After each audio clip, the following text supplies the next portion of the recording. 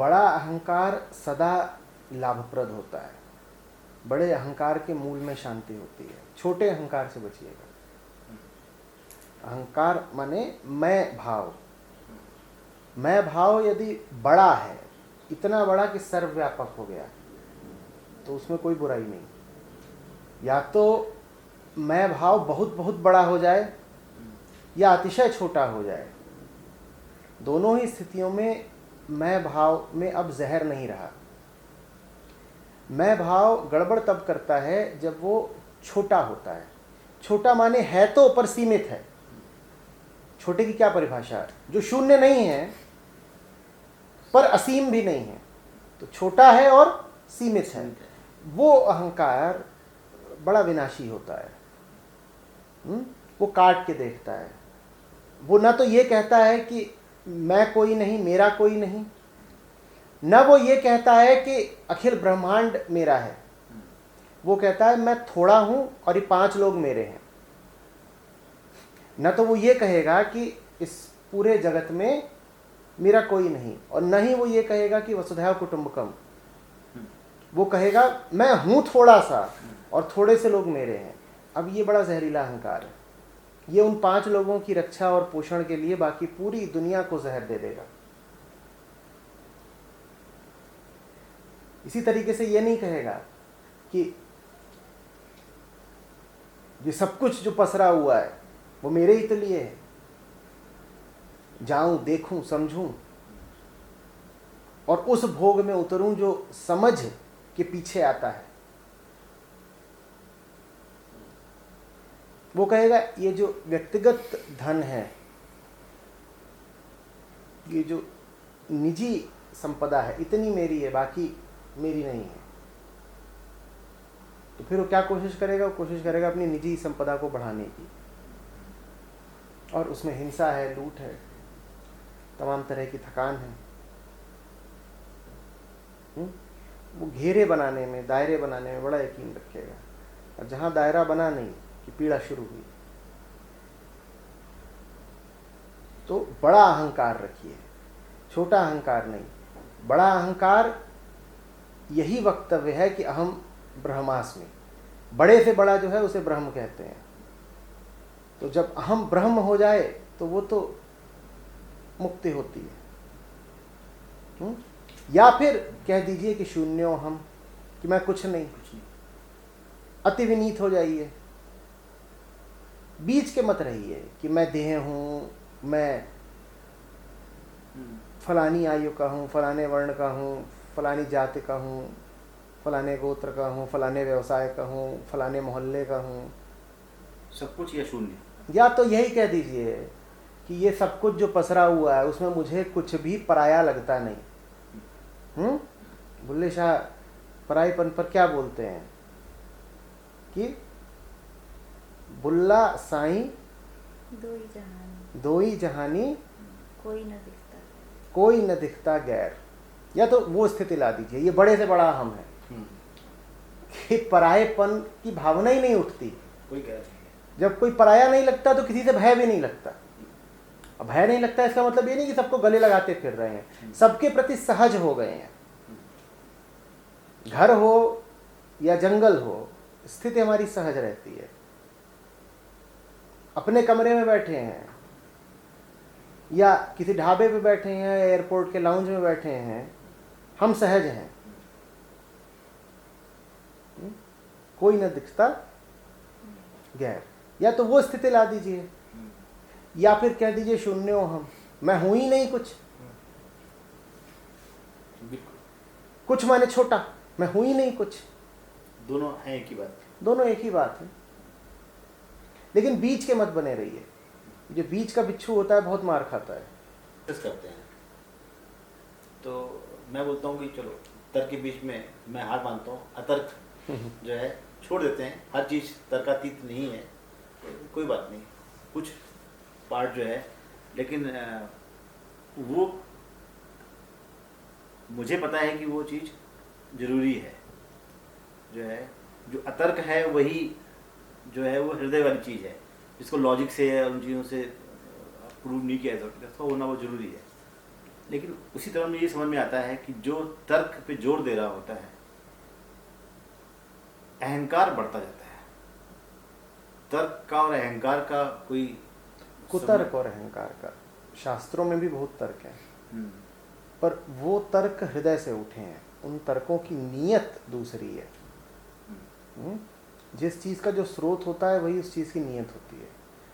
स्रोत यदि हृदय है, स्रोत यदि सत्य है, तो नीयत भी फिर सत्यता की होगी। हृदय स्रोत ही यदि हृदय है तो नीयत भी सत्यता की होगी। तर्क में बुराई नहीं है, कुतर्क में बुराई है। श्रुति तर्कों से भरी हुई है, अष्टावक्र भी तर्क खूब देते हैं। सदा रहस्यवाद की ही बात नहीं की जा सकती, क्योंकि रहस्यवाद तो बातों की पकड़ में आना ही नहीं है। सदा मौन में दीक्षा नहीं दी जा सकती, क्योंकि मौन को सुन पाएं ऐसे सब नहीं।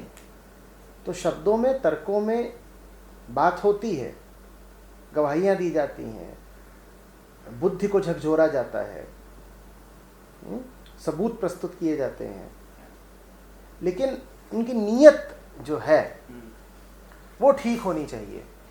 क्योंकि तर्क को तो आप जिधर ले आना चाहो चल देगा, उसको तो बस लालच दिखाइए, उसको आप लोभ दिखाइए, वो चल देगा। सवाल ये है कि तर्क हृदय को दिशा देने वाला, तर्क को तबीयत देने वाला, तर्क को लक्ष्य देने वाला कौन है? तर्क तो नौकर है। सवाल यह है कि मालिक कौन है? मालिक उसका अगर हृदय है, सत्य है, तो तर्क बिल्कुल ठीक बैठेगा। और अगर तर्क को संचालित करने वाली माया है, तो फिर तर्क ऐसे ऐसे जहानों में चला जाएगा जहां पे कष्ट ही कष्ट है। ये बात मुझे थोड़ा सा जमी कि हाँ, अगर तर्क जो है हृदय का सोर्स उसका हृदय है, तो मन की किस स्थिति से तर्क उठ रहा है, स्रोत हृदय है, ये बात समझने के लिए ऐसे समझिए। आप डरे हुए हैं और डर के फिर जो भी तर्क करेंगे वो तर्क प्रतिकूल बैठेगा सत्य के। आप संशय में हैं और फिर तर्क करेंगे, वो तर्क भी प्रतिकूल बैठेगा सत्य के। तो तर्क के स्रोत से मेरा आशय है मन की वो स्थिति जिससे तर्क उठा। तर्क करने से पहले अपने आप से पूछिए, मैं शांत हूं? अगर आप शांत हैं फिर तर्क कर रहे हैं तो तर्क सुतर्क है। ये तर्क सत्य की सेवा में समर्पित है।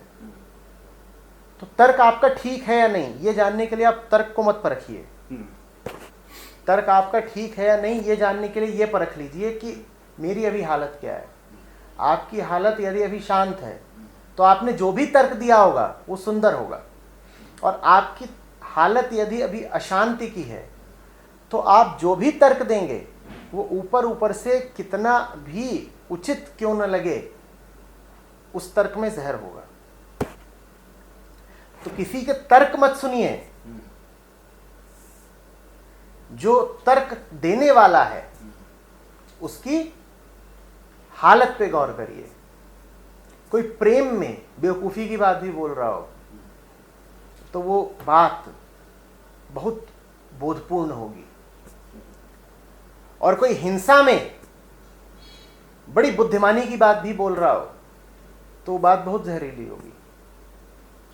तो तर्क का विश्लेषण करने या तर्क को तोलने की कोई जरूरत नहीं है। जो तर्कविद है, जो तर्कवान है, उसकी स्थिति को देखिए। सर्वप्रथम अपनी स्थिति को देखिए, क्योंकि सबसे ज्यादा तर्कयुक्त तो हम ही हैं। और तर्क में कई बार खोट निकालना मुश्किल हो जाएगा, क्योंकि बात आपने बिल्कुल ठीक बोली होगी। तर्क में खोट है या नहीं ये बात पीछे की है। जो तर्क कर रहा है ये देखिए कि वो शांत है या नहीं। अगर वो शांत है तो जो भी बोल रहा है उस पर बहुत गौर करना है, भले ही वो बात कैसी लगे, गौर करना चाहिए, बेवकूफ़ी की लगे। और अगर वो अशांत है और भभका हुआ है तो उस भभके हुए आदमी की ऊंची से ऊंची बात भी अनिष्ट की ओर ही जाएगी।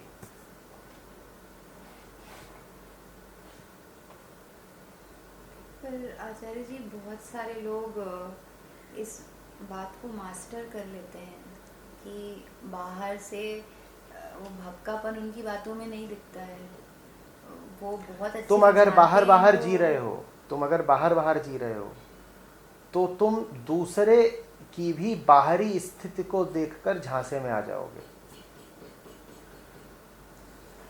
तुम स्वयं अगर भासनाओं में जीते हो, दृश्यों में जीते हो, अपीयरेंसेस में जीते हो, तो दूसरे की भी प्रकट स्थिति को देखकर या दूसरे की अपीयरेंस को देखकर झांसे में आ जाओगे।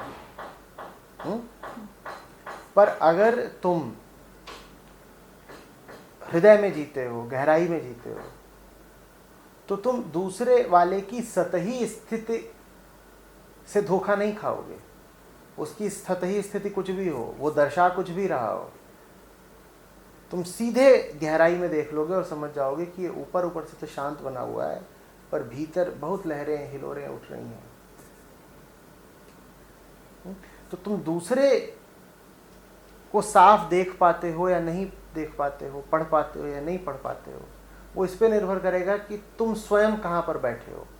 जो आदमी खुद सतही है वो दूसरे की सतह तक ही संबंध बना पाएगा। जो आदमी खुद अपने आप को देह समझता है वो दूसरे की देह से ही तो ताल्लुक रखेगा। जो आदमी खुद खाल में बहुत यकीन करता है दूसरे की भी खाल ही देखेगा और खाल देखकर झांसा खाएगा। और जो आदमी भीतर विराजता है वो दूसरे की बाहरी स्थिति को बहुत महत्व नहीं देगा और पूछेगा कि इसके भीतर क्या है, असली बात बताओ।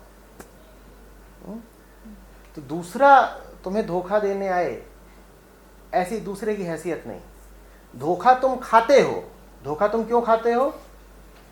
हम खुद सतही हैं। तुम खुद सतही हो तो दूसरा आकर के तुमको एक रंग बिरंगी सतह दिखा करके फुसला जाता है। गहरे जियो, फिर दूसरे की सतह से धोखा नहीं खाओगे।